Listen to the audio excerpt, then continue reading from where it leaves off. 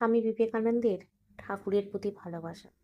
স্বামী বিবেকানন্দের জীবনের মূল ভিত্তি ছিল তার গুরু শ্রী রামকৃষ্ণ পরমহংসের প্রতি অকুণ্ঠ ভক্তি, প্রেম এবং শ্রদ্ধা। তার ঠাকুরের প্রতি ভালোবাসা ছিল শুধুমাত্র এক শিষ্যের গুরুভক্তি নয়, ছিল এক আত্মিক বন্ধনের প্রকাশ। ঠাকুর ছিলেন তার কাছে মা, বাবা, বন্ধু এবং ঈশ্বর সব কিছু।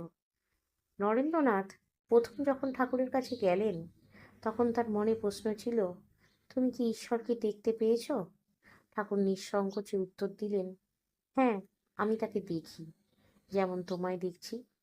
এই জবাব নরেনের মনে গভীর ছাপ ফেলেছিল। স্বামীজি ঠাকুরকে ঠাকুরের আশ্রয়ে তিনি সব দুঃখের বেদনা ভুলে যেতেন।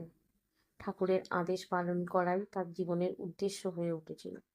ঠাকুরের প্রতিটি কথা, শিক্ষা, আচরণ সবকিছুই তিনি হৃদয়ে ধারণ করতেন।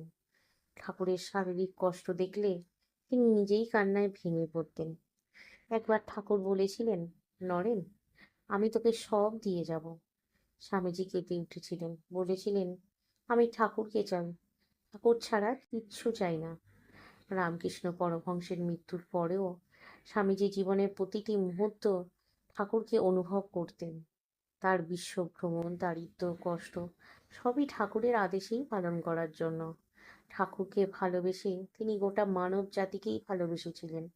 ঠাকুরের শিক্ষা, জীব সেবাই শিব সেবা, স্বামীজির জীবনের মূল মন্ত্র হয়ে উঠেছিল। স্বামী বিবেকানন্দ জীবনের অন্তিম মুহূর্তেও ঠাকুরকে স্মরণ করেছিলেন। তার বিছানার পাশে ছিল ঠাকুরের ছবি।